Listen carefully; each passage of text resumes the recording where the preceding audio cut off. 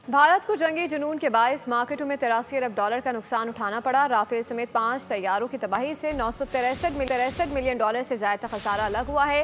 पाकिस्तानी तैयारों के हमलों में एयरबेसी से तबाही बर्बादी में भी भारतीय दिफाई बजट की कमर टूट गई।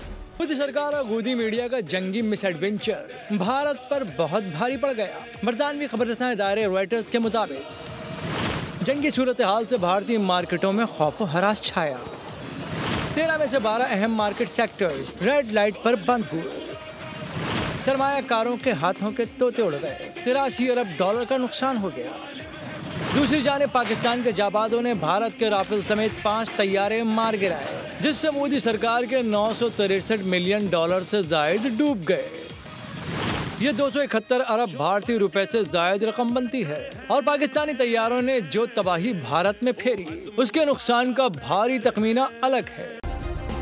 सब्सक्राइब करें और बेल दबाएं ताकि कोई खबर रह न जाए।